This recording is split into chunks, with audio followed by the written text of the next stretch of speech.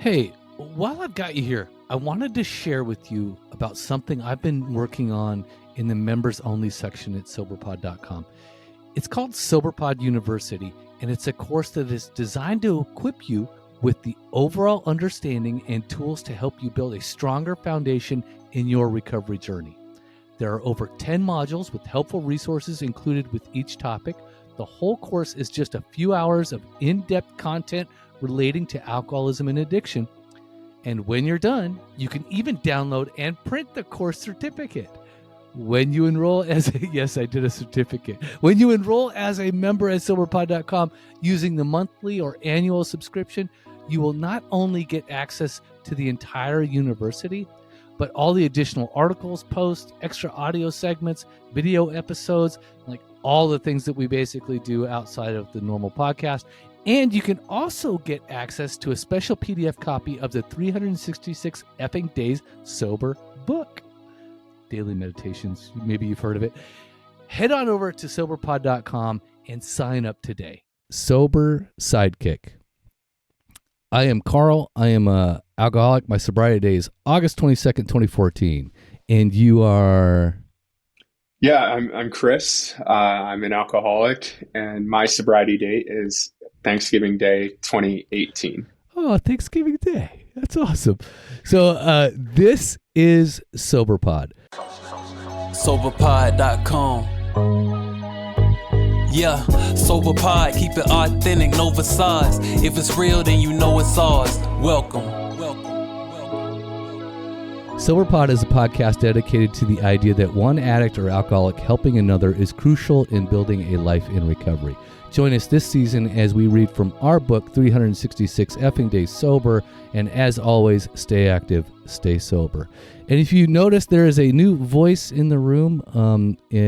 Guest hosting today is Chris, and Chris is from Sober Sidekick, and I got an email not too long ago, and it was one of those emails that you get from PR people that say, hey, like, Chris would like to come on your show and talk about this, that, and this, and the other. And there's, again, like, as you guys all know, I don't just like let any guest host on here because there's a lot of wackadoos out there. There's a lot of people that like, they have other agendas, let's just say. But again, this is another email that I could see that I go and dig into, and I go and look at Sober Sidekick, and I go, oh, this is interesting. Like, the fact is that Chris's values about recovery align with my values, and that's the only reason that Chris is sitting here, is because one of the things I really enjoyed about it was, so it's an app, and it really is about, sober support. It has app, date trackers. It has other resources. And of course, there's people on there. One of the things that was really different about this one is that it was promoting like empathy and encouragement. And it was like that angle alone was like, oh, this is somebody who gets it, right? Because it wasn't just one of those apps that everybody just gets on there and is like, I forget what was the Sober Grid? Do you remember Sober Grid? That one? Yeah. They went out of business, didn't they? Go out of business, Chris? And unfortunately, their founder overdosed and died. There was actually, wow. Yeah, it's a really sad story. He was missing for 2 years. And they tried to keep the business alive while he was gone. No one knew what happened to him. And then 2 years later, and there's actually a true crime episode about this while he was missing. 2 years later. I gotta look this up. That's crazy. Yeah, 2 years later, they found his body in Santa Monica. Shortly, not far from where he took his last Uber, like the last record of him was taking an Uber. I want to know the year on that, because the crazy thing is we had him lined up to do an interview like a long time ago, and they never came around. It was a really weird thing, so I'll have to look that up. Wow, that is crazy. So I guess so it's kind of like Sober Grid, but not. I think one of the things about Sober Grid is that there was just this like posting frenzy at some point, and you really didn't know, like, you really couldn't get involved in the feed really. But in your case with Sober Sidekick, one of the things that you do, and I think it's really neat, and it was a really neat thought, is that you have to like kind of give somebody else some encouragement before you can post, right? Mm-hmm. And I really love this idea because it really stops a lot of the riffraff, you know?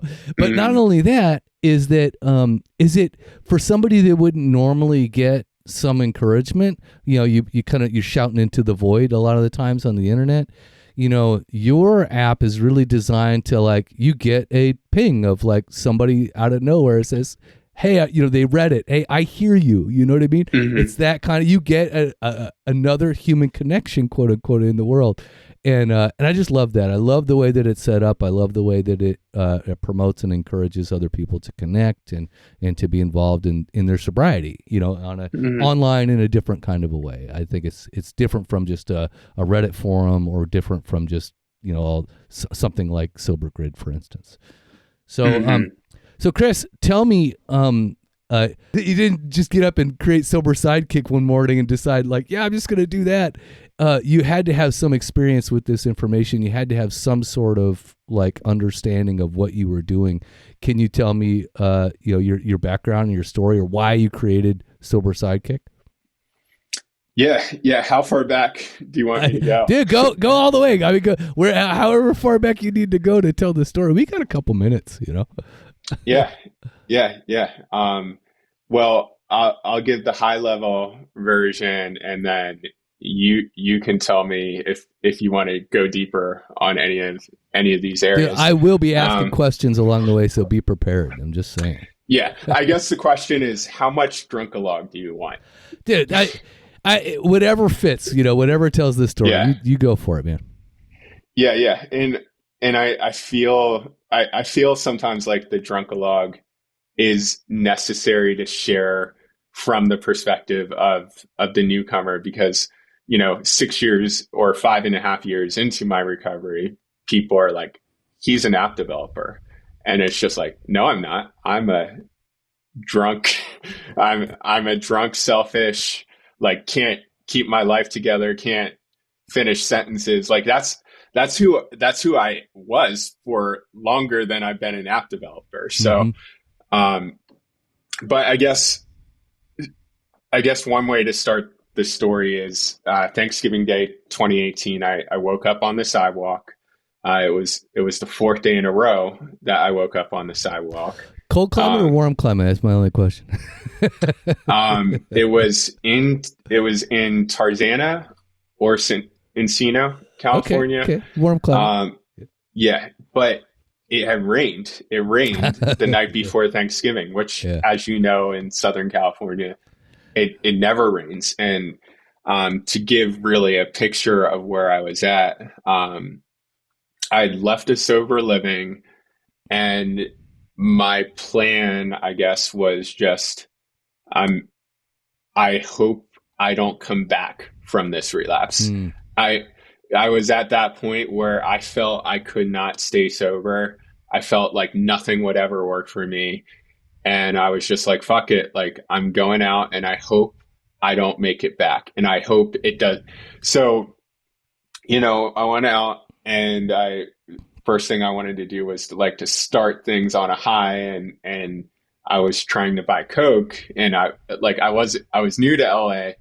And while I was waiting for the dealer, who was not someone I knew, it was I didn't know people. So it was harder to, I got shit-faced drunk. And then when the person who was going to get me Coke arrived, I was easy to rob. So, so instead of getting Coke, and I had a budget for this, I had $1,400 in my banking.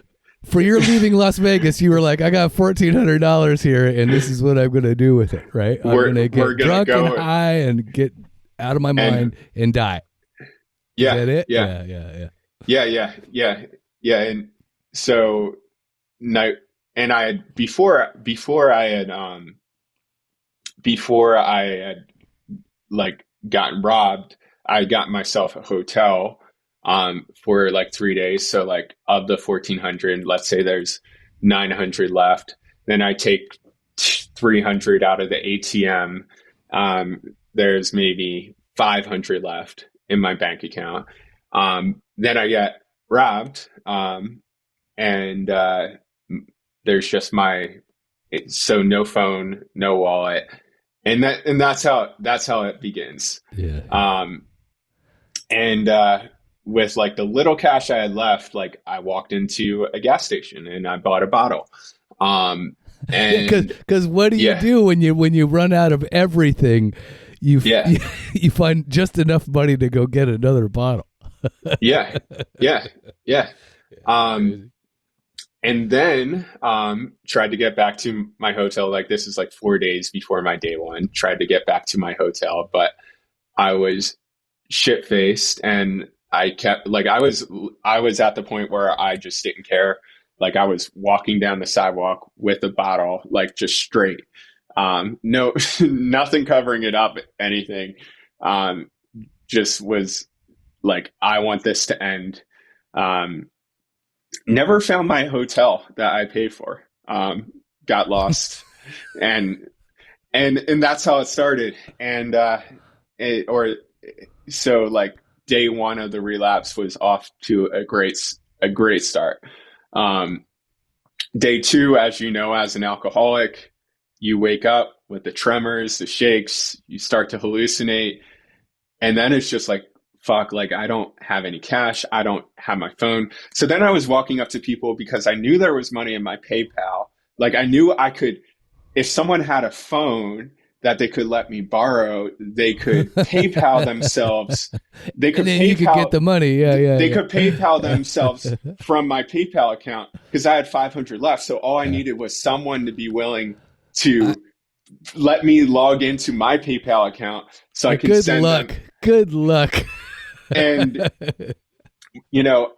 and no luck with that. No one believed me. No one believed my scheme. Like it was the one honest scheme I had, and I couldn't, like, no one was willing. They're all like, well, how do we know it's actually your PayPal account? How do we know you're not going to hack my phone? How do we know you're... Yeah, dude, I would never let you touch it. Yeah. Like, no, thank you. Yeah. So then, like, I think day 2 or 3, I woke up in a hospital, immediately AMA'd, and that's where I lost my suitcase. Because I had been wheeling a red suitcase down Ventura. And like people from the rooms told me they saw me, like, and they just, I'm sure what went through their mind was, but for the grace of God. Yeah, there goes another. There goes another. Yeah. And then day 3, it was at the point of just walking in the stores, grabbing a bottle and leaving. Like, it's just like I'm out of options. Like I can't.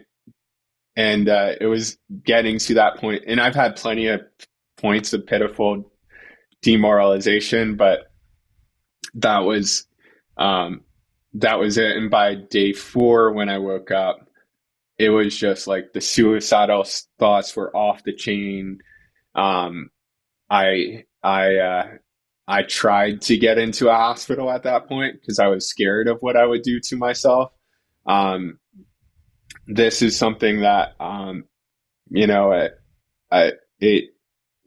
it kind of is hard to share, but like I was at the point where like the way I got myself into the hospital was by lying down on the street. Like that's the only way I knew I could get like the attention. Like, somebody's got to help this indigent, crazy drunk laying down on the sidewalk. You want to add to that. You need to get shirtless, and then you need to get even more dirty. And then, if you really want to attract attention, that's how you do it. Don't forget to grab somebody's ankles every once in a while. Yeah. But like, all that was going through my mind was what is the fastest way for this to end? And it was just like grabbing another bottle was like the only thing I could think to do to just like keep my sanity, because when the withdrawals come and when the DTs come, your sanity goes away, and it's just like the worst balance to try to manage. And the last night, the night before Thanksgiving, I think I like all the liquor bottles had like a lock on it. So I would just gotten shitty wine, and it had a cork. So like the only way to get it open was to like break the bottle, like break the top of the bottle. And it's night before Thanksgiving. It starts to rain. I'm sleeping on the sidewalk, trying to get wine into me from this bottle that has glass shards, and just pitiful, you miserable son of a bitch. Yeah. You're painting a nice, pretty picture. I think the fact, like, it's like one of those, and it reminds me sometimes, because, I write about this in my book too, which is like, this is, a lot of people will see this as like the end of the movie. Right. A lot of people see this as like the end.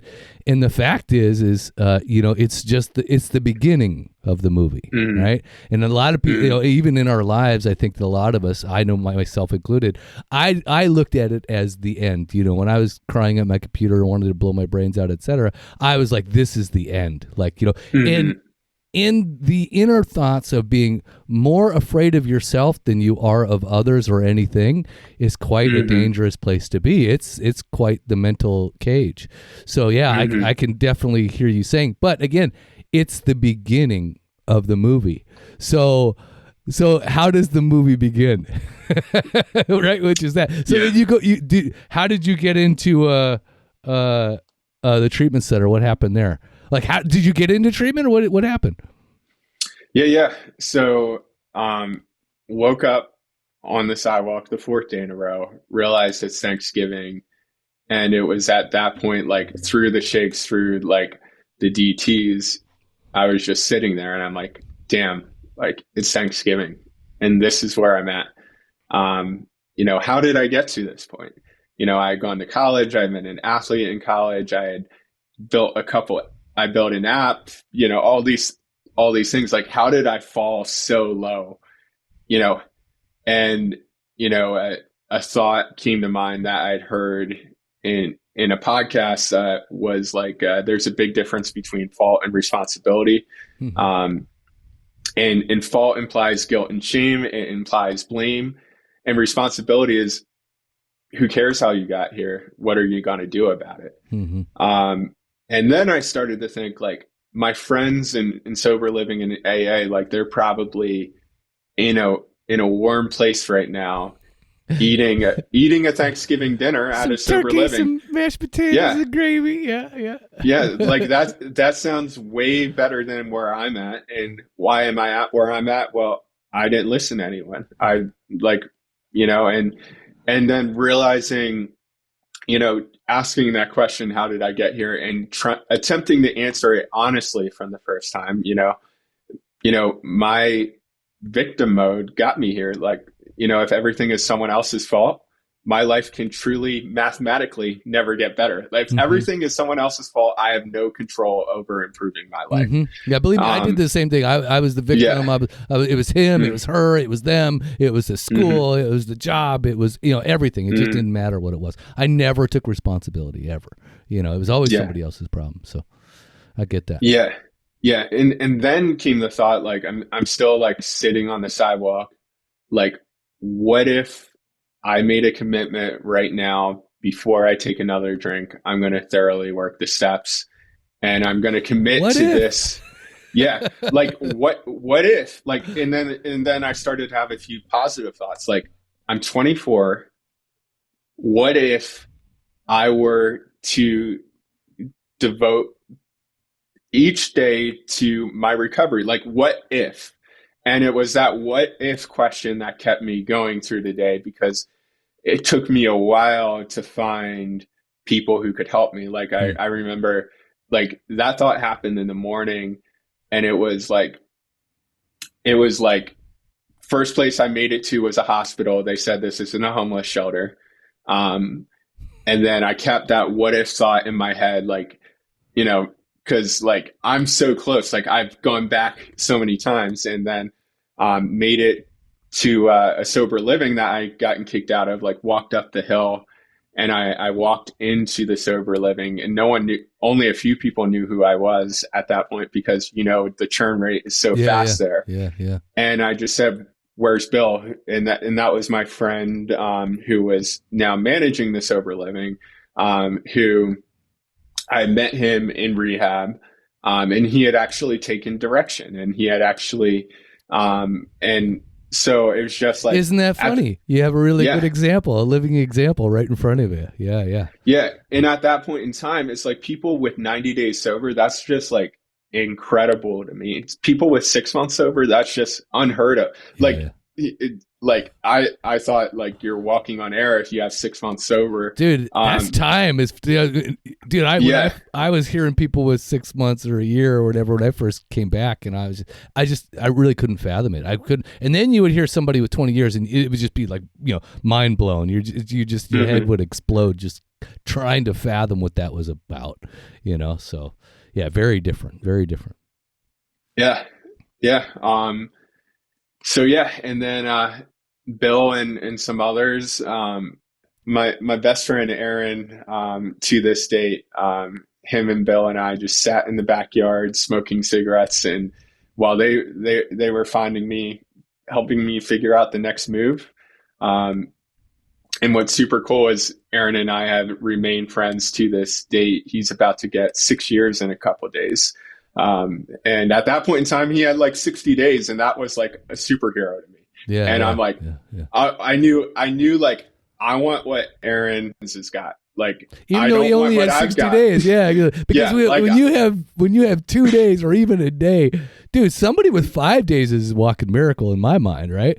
Mm-hmm. So when I couldn't imagine that stuff. So now even today, it's like, you know, I still look at those people that have, you know, 30 days or 60 days, or they're like, dude, I said it the other day, when I see somebody walk into a meeting, I see somebody with like courage, right? And I really admire, like, for the first time, like they're walking in on day 0 or day 1. I know it takes a lot of courage to do that.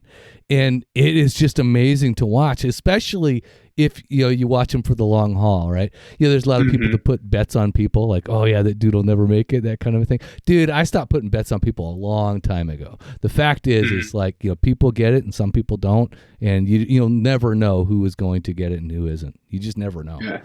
So yeah, it's kind of crazy to think about. So let me say, how did you get from that point to app creation? And I know I watched one of your resource videos on the app, and there was like something that really piqued my interest. I really want to get from there to there, which is to say, so when did you decide to create this Sober Sidekick app? Like, when in your recovery did you say, like, you know what, I'm going to start doing this? How far in? Day 30.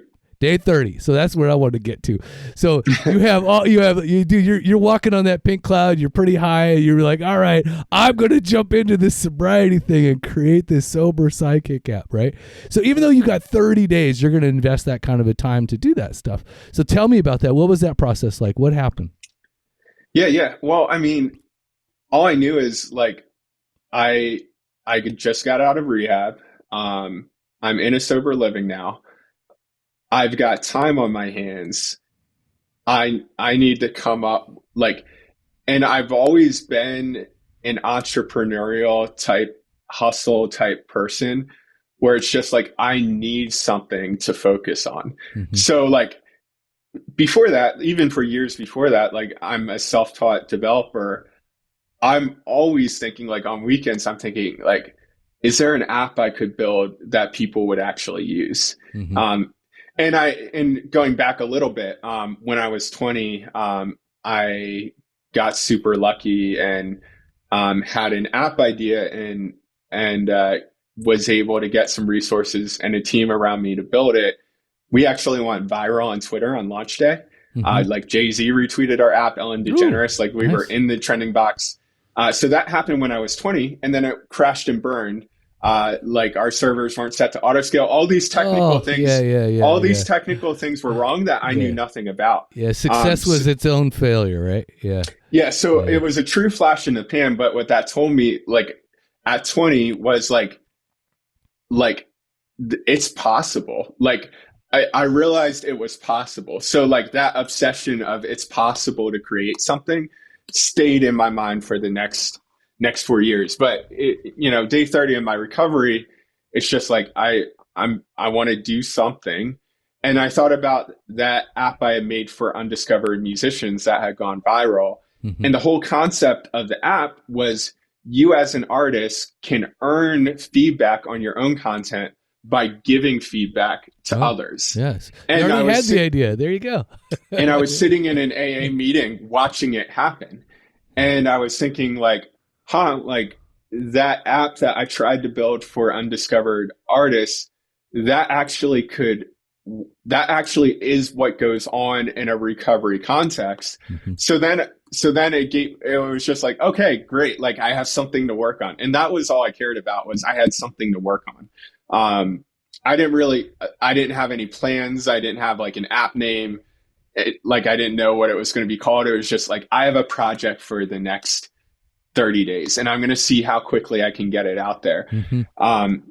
So for the next 30 days, I started coding, and the whole concept was around, people don't relapse in AA meetings or therapy sessions or rehabs. People relapse when they're alone. So how can I create a place where no one ever puts anything into the void? Like there are no posts without comments. Everyone is giving and receiving. Mm-hmm. And that was like the simple concept. And it was truly, truly a shitty MVP. Like I have demo videos of what it looked like. And I just cringed because I knew nothing about UX, nothing about design. Like you as a designer, you would be like, what the fuck is that? I mean, half the time I'm already appalled just by everything else that I look at. But yeah, I get it. Yeah. But what's crazy, so 60 days later, Apple approves the MVP and it goes live in the App Store. And I go to the AA convention in the San Fernando Valley, like the first convention I'd gone to. And like, I just gotten the notification that Sober Sidekick was approved. So I was super hyped, and I was getting my 60-day chip, which 60 days was uncharted territory for me at that point in time. Yeah. Had you ever been sober more than 60 days at that point? My record was 45 days. Oh yeah. At that point. Now you're riding it out now. You get catching the long wave. Yeah.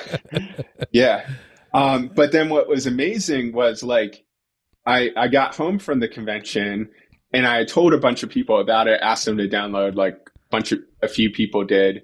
But then I saw there's this person in Texas who gave and received support. I don't know anyone in Texas. So then I reached out to them and I'm like, how'd you find this app? And they're like, I was searching for something like this and I found it in the App Store. And I'm like, wow, like that's what showed me there might actually be something here. Cause there's a graveyard of failed apps I've created. There's a graveyard of sobriety apps generally. Like they're just there's a whole slew of graveyards. So that's why I was really interested. You have activity, and that's why I think what you're doing is cool, because there's a connection, right? There's people who are posting and then having to post in order to post, and it's just like, again, it's that give and receive that you talk about, and I think that's the connect that makes it more interesting and that makes it more involved. Yeah, it's a circle jerk of empathy. That's one way to describe it. Can I quote you on that? Yeah, sure. That's perfect. So you're 60 days, you've launched the app, and now what I want to get to is a really dark moment, which is you talk about on one of your videos in the resources section on the app itself. And of course, dear listeners, you can hear me like try to get you to go get the app right now so that you can actually watch that video. But either way, it's under the resources section on the app. And you talked about you were in San Francisco not getting funding or something, or you had a meeting and you were trying to pitch it, I think, to somebody, and you were talking about, and you actually went and bought a bottle. Right? Mm-hmm. So you're 6 months sober, right? You have this Sober Sidekick app. This is what I love. We're so alcoholic and addicts. Like, we'll just blow shit up any day of the week. Like, we'll take all of our efforts and we'll just go and grab a bottle, right? Just kind of like Sober Grid, dude, right? You know, it's kind of a weird. I guess there's a story there too. So tell me about. You're in San Francisco. Tell me about what happened there. What was it like? What was the feelings around that? Like to prompt you to walk into a liquor store? Yeah, well, leading up to it, like I built Sober Sidekick, but then it was stagnant. Like I'd rebuilt it a couple of times, and it just felt like it wasn't going anywhere. And I knew I wanted to do something with it, but I didn't know how. So I got to this idea of I need to get an investor. That's how. Like I need money. Then, give me bring in the money. Yeah. So I decided like. I'm just gonna like on a Tuesday. I decided I'm gonna risk it all. I've got $600 in my bank account. I'm gonna buy a ticket on Spirit to from LA to San Francisco, and there's this investor event that's going on, and I'm gonna go there and I'm gonna pitch and I'm gonna come back with an investor, like a Shark Tank moment or something, right? Yeah, you go in and you pitch your stuff, and then they give it a thumbs up or a thumbs down, right? Yeah. That was my plan. At like 120 days sober or something like that. So I got the plane ticket. I left, and the pitch was that day, and I completely bombed the pitch. I froze. Like I didn't connect with anyone. Oh, dude, my heart's. Yeah. Go on. Yeah.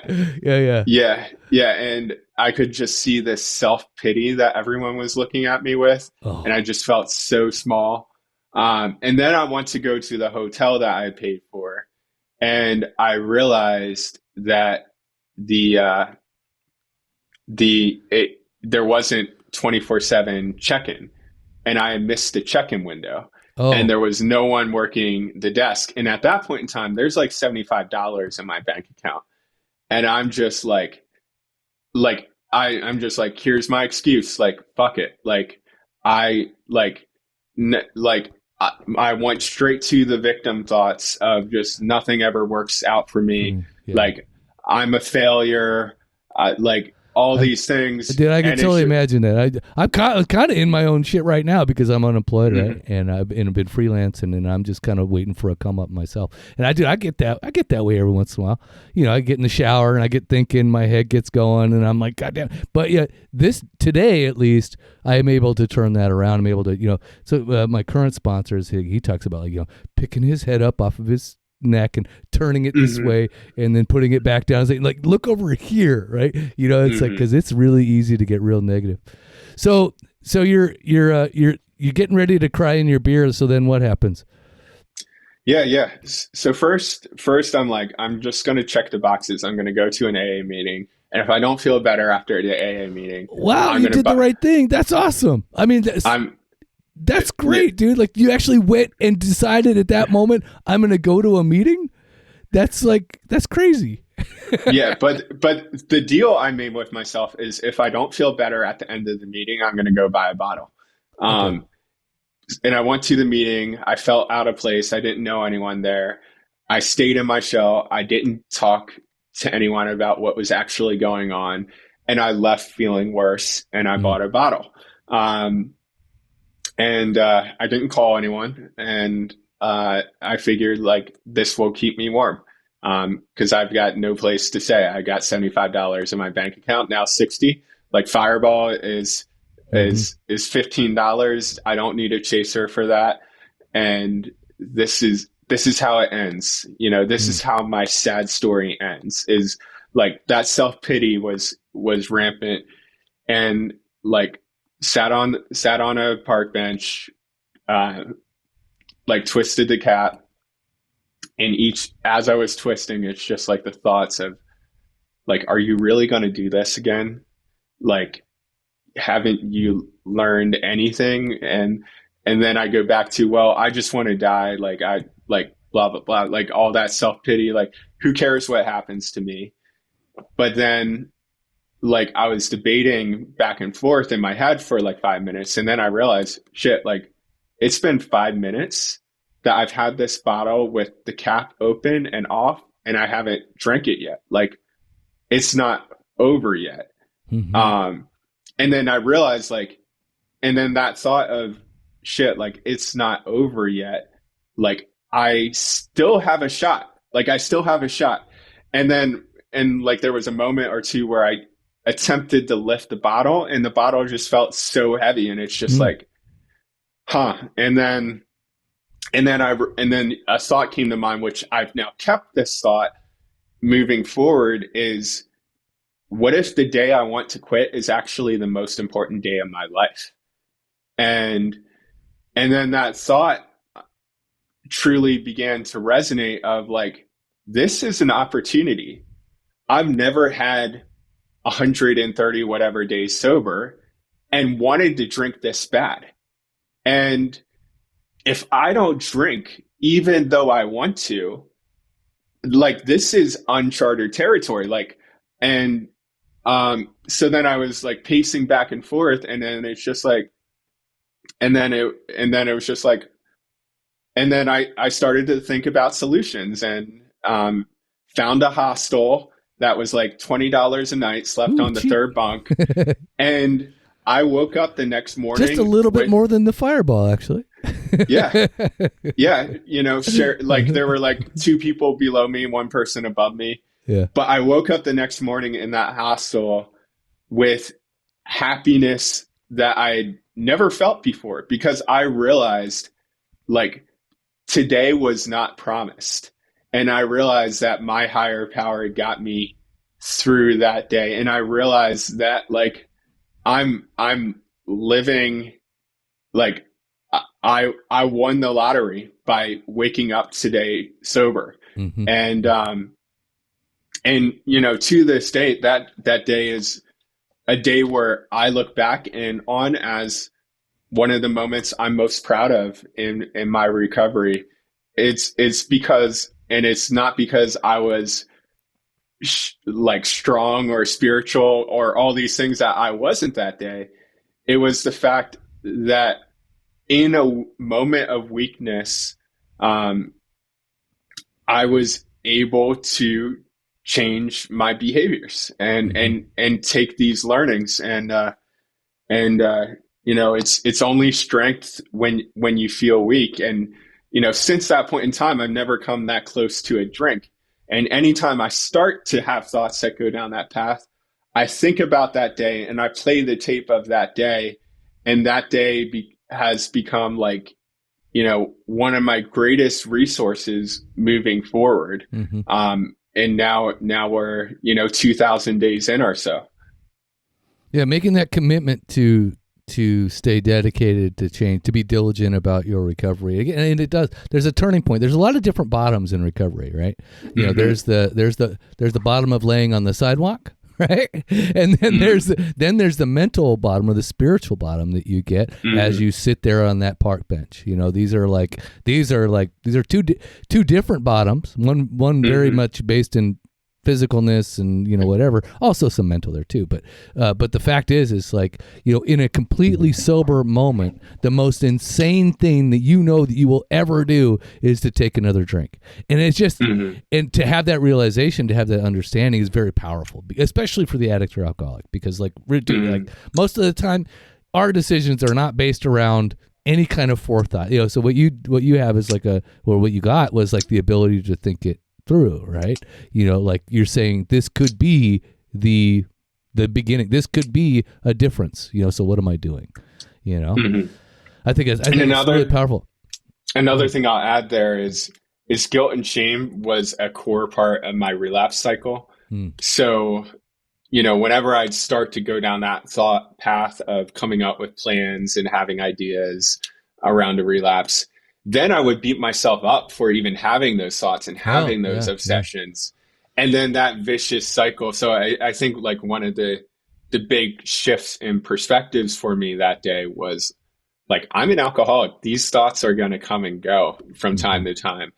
And, you know, it's only strength when you feel weak. Your recovery comes down to what you do on the days when you feel the most weak. And it's those days where you will look back on with a sense of pride one day. You know, you don't remember the easy days in recovery. Like you don't remember. And one of the things, like after I got home and I got honest with everyone, and I told my sponsor, and I told, you know, I started calling people again, and my sponsor said, you know, there's only two types of days in recovery. There's good days and great days.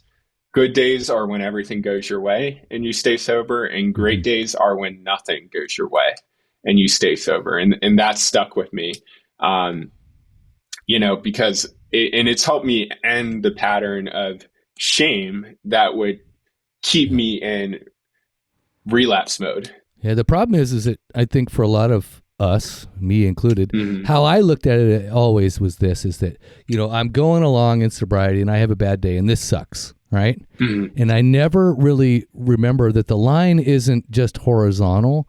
Because you never see it over the long haul, like the long curve.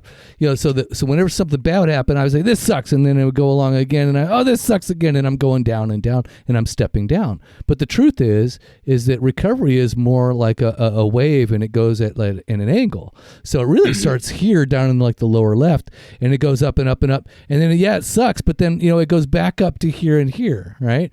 So you know, it's just, I perceive it as a step down, and I don't see it as a step up. And dude, and if there's anything that we, you know, especially in the first year, dude, like all the firsts that you did, right? Dude, you did your first Thanksgiving sober, which was great. But then you had to do Christmas, you had to do like this, you know, the New Year's, you had to do, you know, the Super Bowl or whatever it is, you know, you had your first Valentine's Day, you know what I mean? Like all these firsts, and it's like, and we learn how to do those things, you know, in that first, and then it gets easier the second year, and so on and so on and so forth. So it's like, but we don't, in that first year, we really don't see it, right? We think that, we think that Christmas sober really sucks, and then we think, I'm going to have to do this again next year, right? So a lot of times we relapse before we get to that second year to figure out, I could do it. You know what I mean? I did it last December.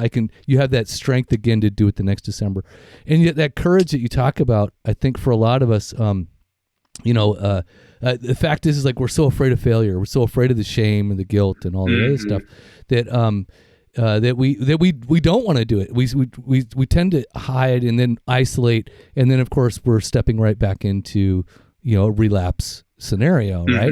Because now we've kind of made ourselves move into that area. But, you know, for me, I had my sponsor, John, he died, I had a sponsor for 8 years. And he would say, like, if you're not making mistakes, if you're not fucking up, then you're not doing it right. You know, if you're not stepping on toes on accident and having to apologize, then you're not fucking doing what you should be doing. Because that's really what you should be doing as an addict or an alcoholic. Our focus has pretty much been the self, you know, alcoholism, addiction, etc. Right?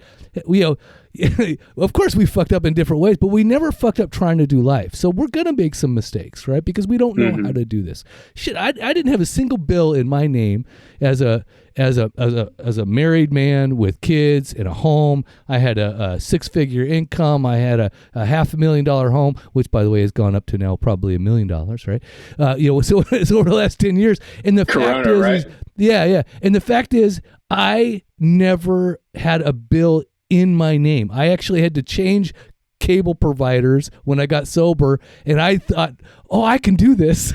You know, like, so so a big deal for me as that man, right, quote unquote, was to get a bill in my name. You know what I mean? And to me, that was a big deal. You know, so if you can really think about that stuff, you know, I had a job, I had, you know, things, I was, you know, I had all these other things, but I never put emphasis on actually stepping into the life that my higher power has already created for me, right? I had a big life, I just wasn't living it. I didn't know how, you know, so that's, you know, so you can go from, you can be, you know, on the sidewalk to, you know, having your name on a, you know, $500,000 home. It doesn't fucking matter. The fact is like how you feel on the inside is I felt exactly the same way you felt on that sidewalk, right? Shame, guilt, you know, the self-pity, you know, self-loathing, low self-esteem, absolutely at my bottom, sitting in a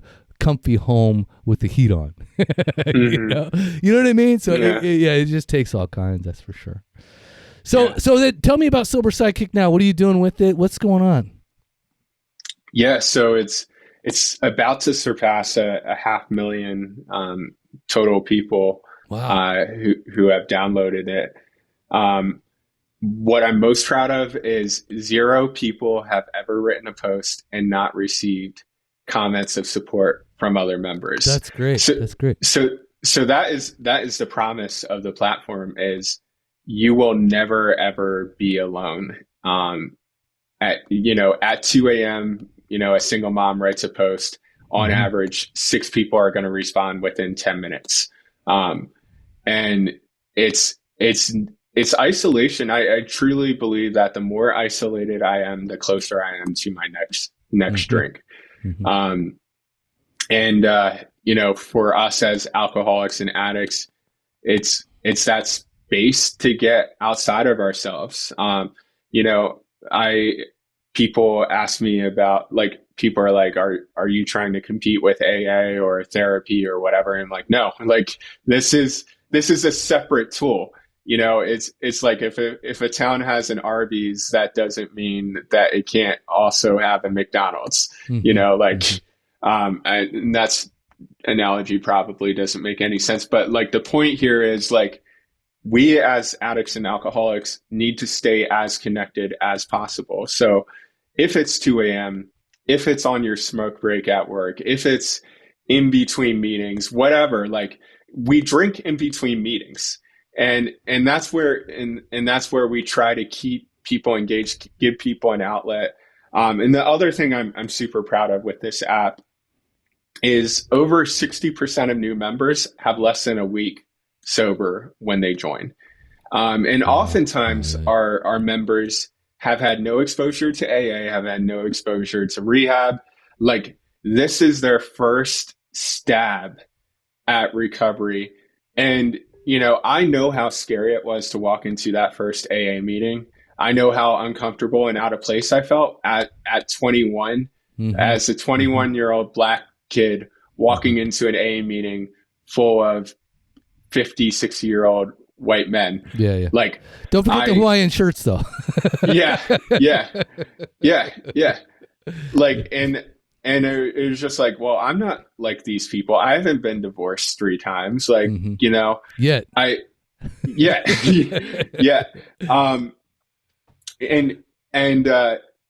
So, like, our goal here is to lower the barriers to entry, because what I eventually learned is there's meetings.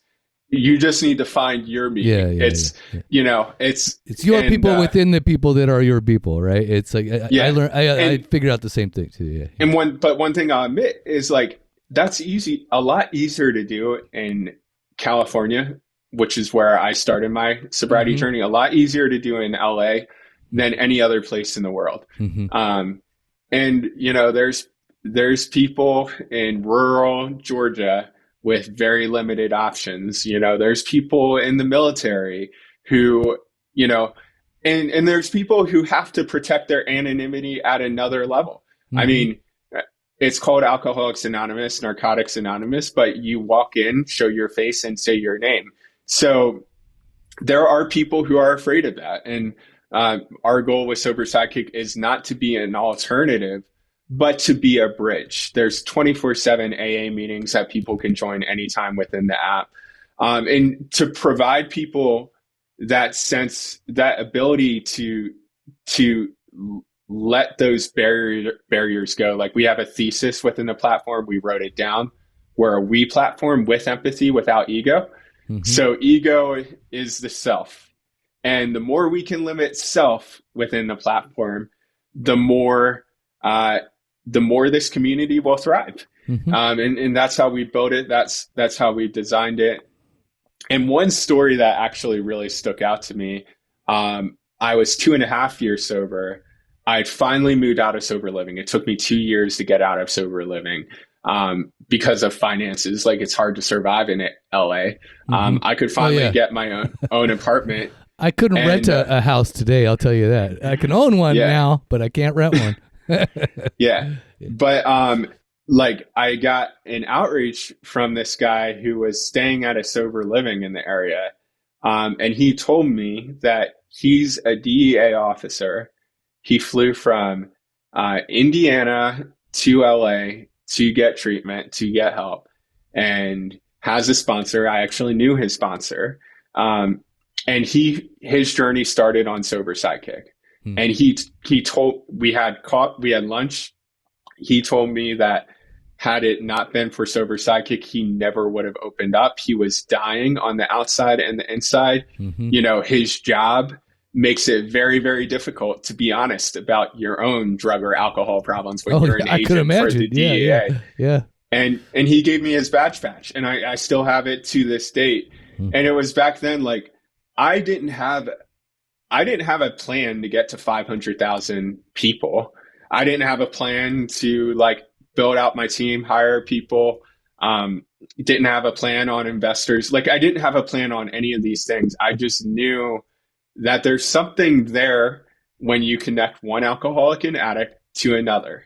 And that's what we're about. And, you know, that's the best thing we can do for the world, is to make it easier for one alcoholic or addict to connect with another. So sorry for that rant. No, it totally it aligns with even our intro statement. You know, we're dedicated to the idea that one addict or alcoholic helping another is crucial to building a life in sobriety. I mean, we say it everything, and which is the truth, because, you know, the fact is like, until I reached out, you know, there was no, a closed mouth just does not get fed, period. You know? And so, as addicts and alcoholics, I believe, as Carl Jung did, is that we have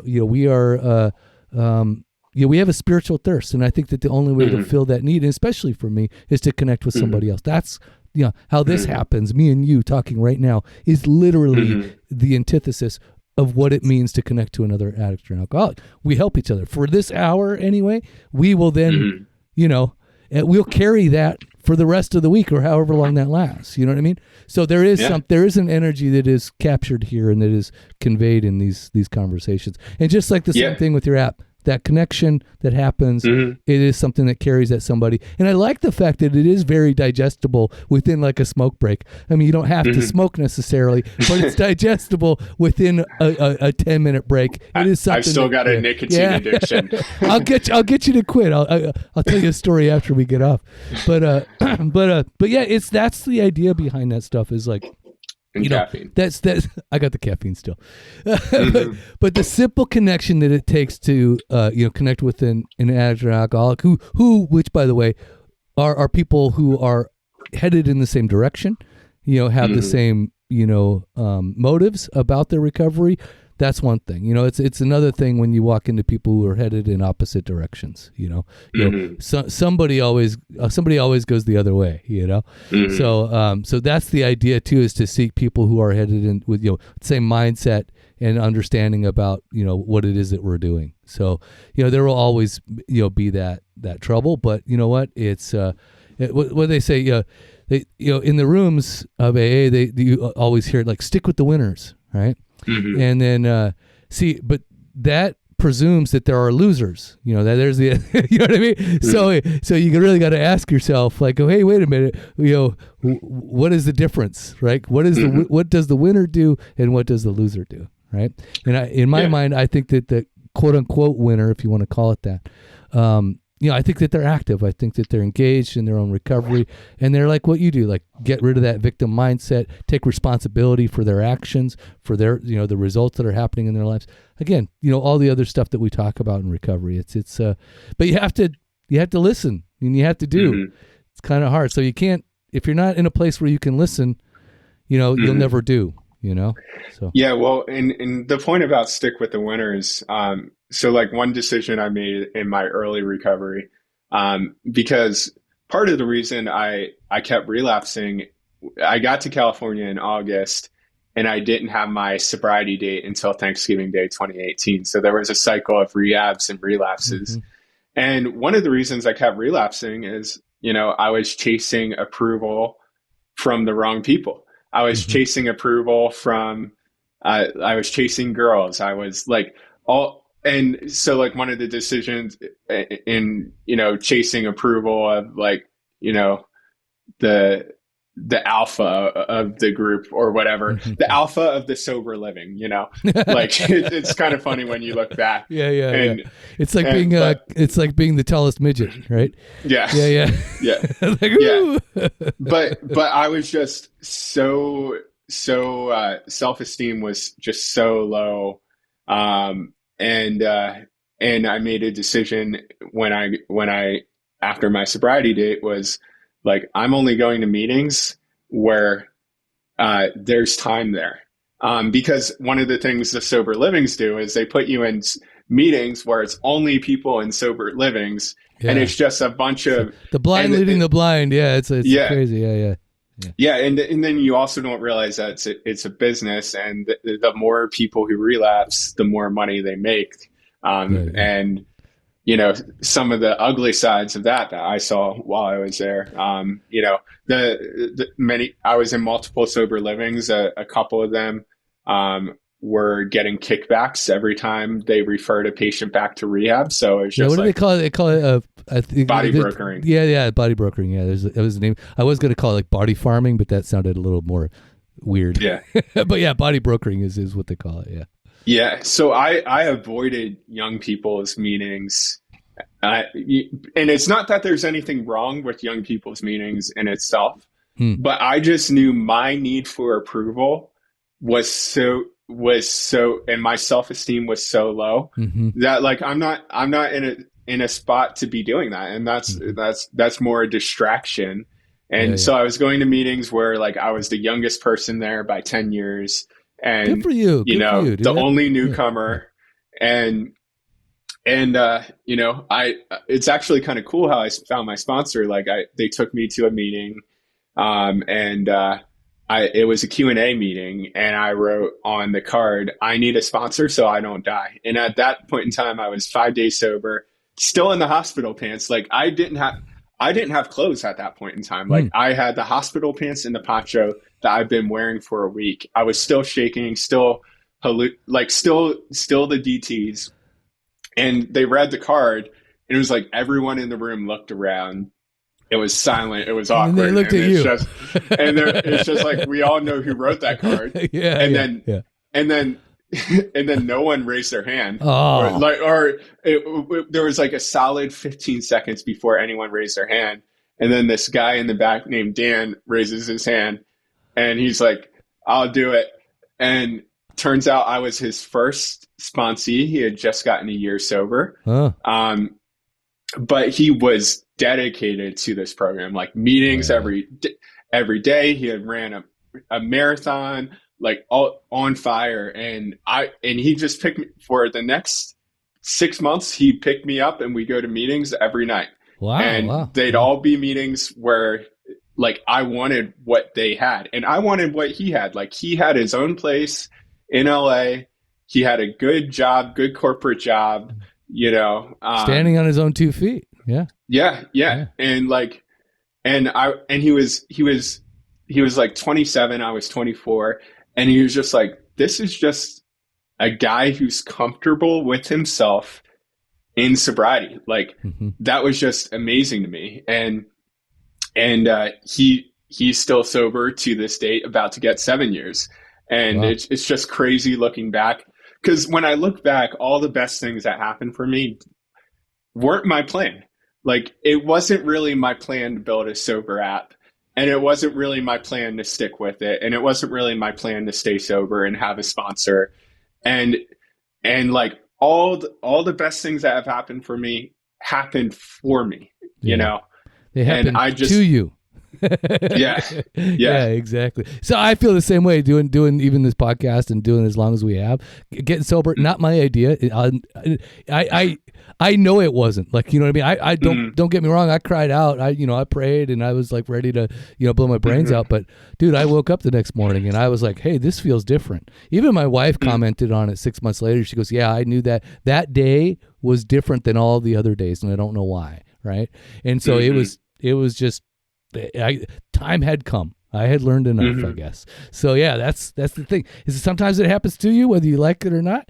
But if you can hold on, to that idea as you go forward and not get so caught up in that I'm doing this shit, right? Then things start to work out too, right? So the things that, you no longer take on as, what you want to control, what you think you should be doing, etc. Like there's certain things you still got to let go of, still got to not try to grab the reins on, which I have to do very often.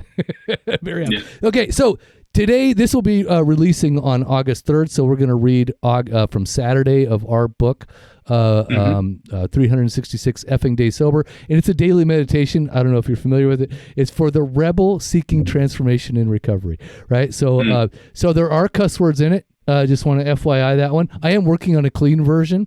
So because I'm trying to cut back on my cussing as that character defect, if you will.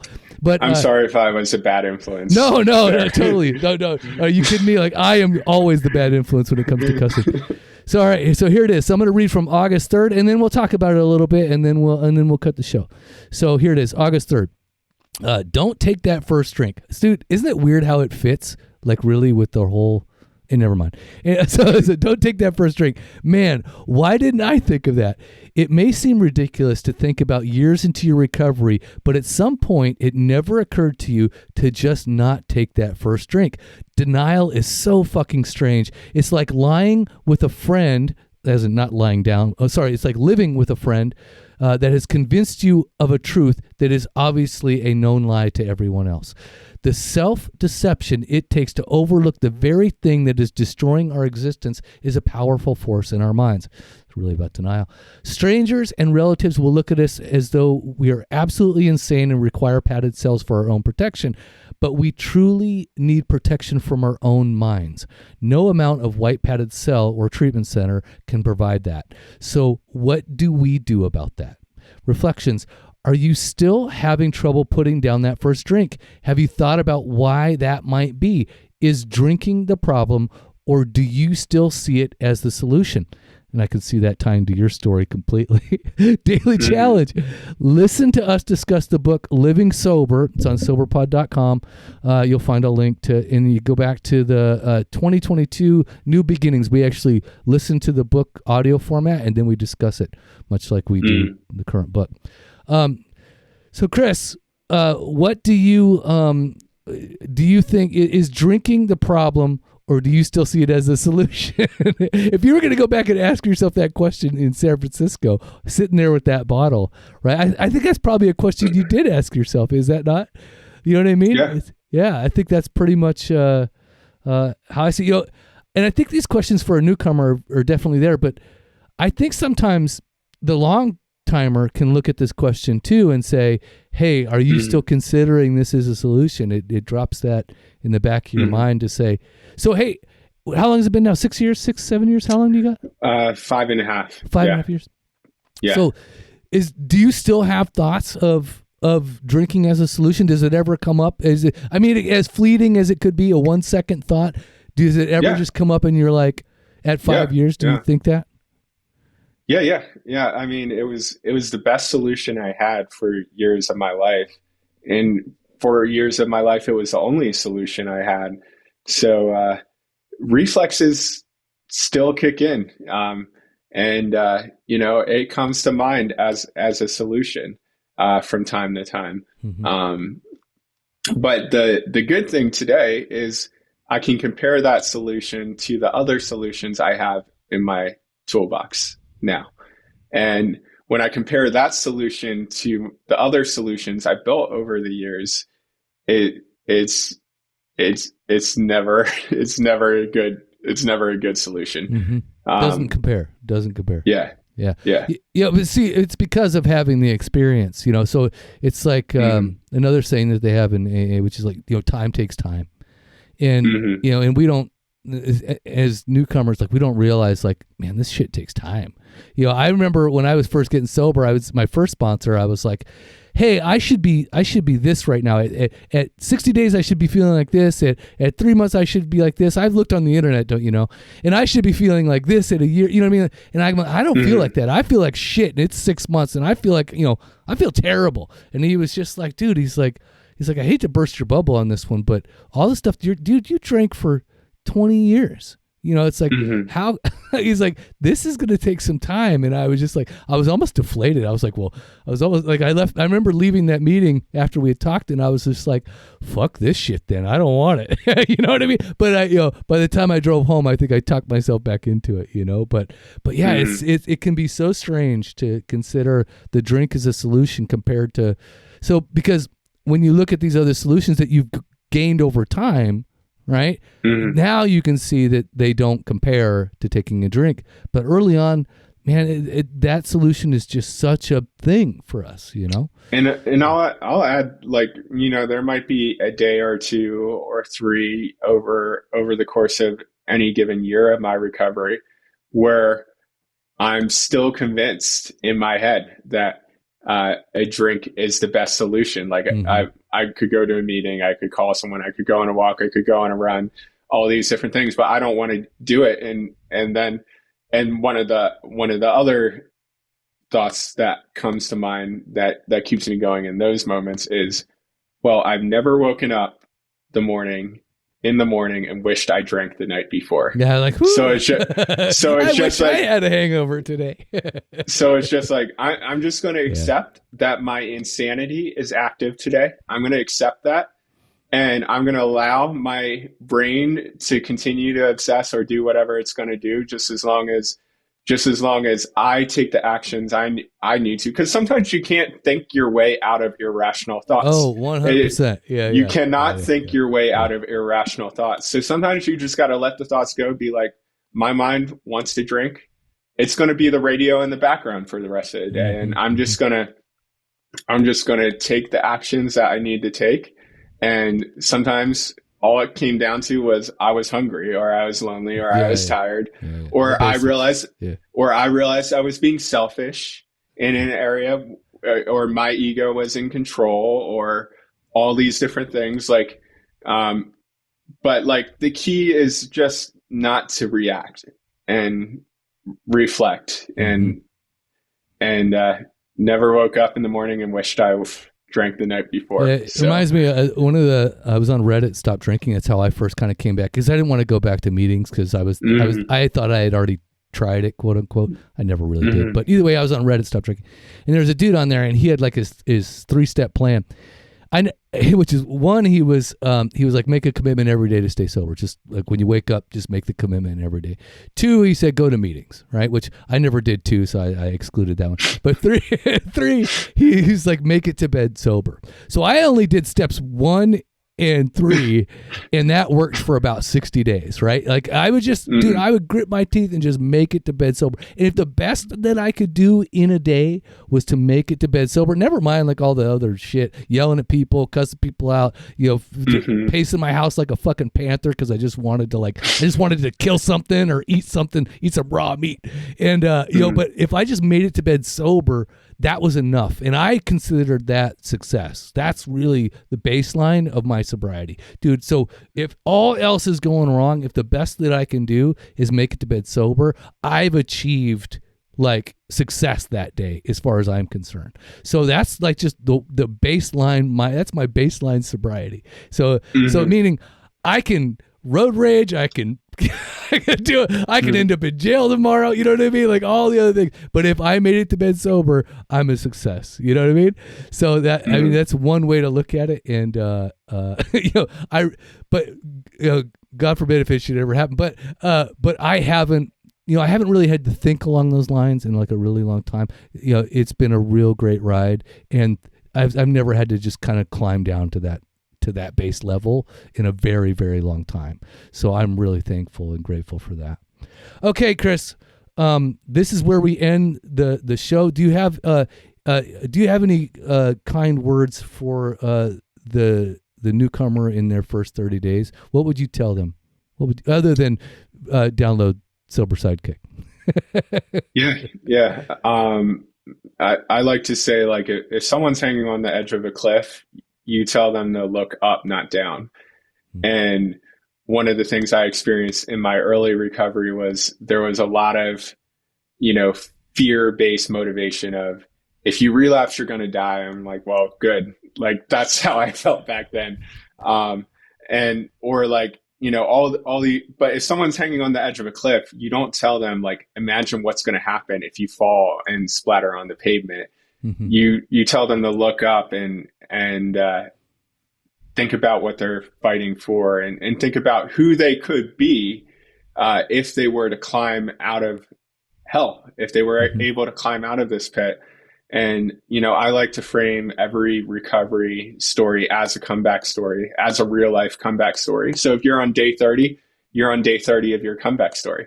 And day 29 is the hardest day to get in your recovery. If you're on day 4, day 3 is the hardest day to get.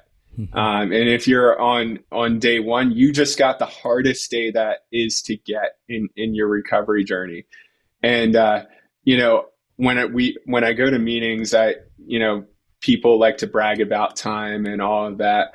But the fact is, the person who showed up to the meeting with 10 days sober, it took more strength and courage for them to show up than for me to show up, who already knows half the people there and is not even thinking about staying sober and is just thinking about catching up with people. Like, these are the moments. These are the defining moments. These are, the most courageous and powerful moments. Like, people like to make fun of newcomers, make fun of, like, mistakes that people make in early recovery. It's just like, they are lifting and making shifts in their life at such a dramatic pace that is inspiring to me. Because I can't say I'm making changes at the same dramatic pace today. Not anymore, no. That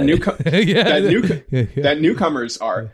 And in a lot of ways, I should be. So I guess I would just say, like, the newcomer is the superhero in the room. If you're here, if you're listening to this, I'm proud of you for giving yourself a shot. And, only you can decide the worth of your life. And today you've decided your life is worth the work. So with that, I'll stop my rant. Super happy to be here. Awesome. Thank you, Chris. I want to thank you, Chris, for showing up and for doing your Sober Sidekick app. I know it's, like, not an easy road to go, especially when you're not seeing all the immediate results. But dude, it's worth it. I'll just let you know that right now. So if you are interested, there will be a link in the show notes or the podcast notes to go on and download Sober Sidekick, and it's available in iOS, and it's available in Android and all the other wonderful things that you want to do there. So I think with that, we're going to end the show. Chris, thank you again. I really appreciate you being here, and hopefully we'll, maybe do some follow-up in the future. I think that would be awesome. Yeah, we've got some good ideas brewing. All right. Thank you very much. And don't forget, everybody, to stay active, stay sober. Oh, yeah, I do want to mention a couple things before we go. I want to mention, we do have a meeting as well. So we have a Saturday. It's SOS meetings. It is Saturdays at 6:30 p.m. Pacific time. So you can join V, and she hosts that meeting with her friends. And of course, if you want to support the podcast, the best way to do that is to buy the book, 366 Days Effing Sober. Again, we get $1.85 for every person that buys the book, but it really does help to just kind of pay the basics of the bills for all the hosting and all the other balonies that we do. So thank you again, and don't forget to stay active, stay sober. See you. Soberpod.com. Yeah. It was a sight to see him. Breakfast with Sprite and Seagrams. Wrestling with my vices, exercising my demons. My blessings were blocked, so I never got the message. I'm stressing, I'm only 12 steps from an exit. Regret it, because my imperfections were perfected. I ain't run from it, I accept it and rep it. It's a badge to me, good stories come from a tragedy. And when you survive, the glory will come in Act 3. The wait's over, 366 days sober. Morning affirmations that can start the day for you. Use my favorite bookmark for a placeholder. Finish when the day's over, okay? Okay. Yeah, Sober Pod, keep it authentic, no facades. If it's real, then you know it's ours. Welcome.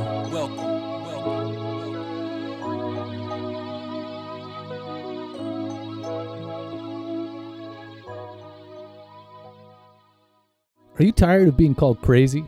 Have people written you off long ago, but you're still trying to live sober and giving it your best shot? Good news, SoberPod is here to help. The 366 effing days sober daily meditation reader is the book for you. It's not just another self-help book. It was written by a humorous human, if I do say so myself, with a lifetime of experience with addiction and alcoholism who found a way to get and remain sober. In this book, you'll discover feeling good and doing good can go hand in hand. So if you want to make progress, not perfection, grab your copy of 366 effing days sober today and start your own journey. Stay active, stay sober, buy the book, visit soberpod.com.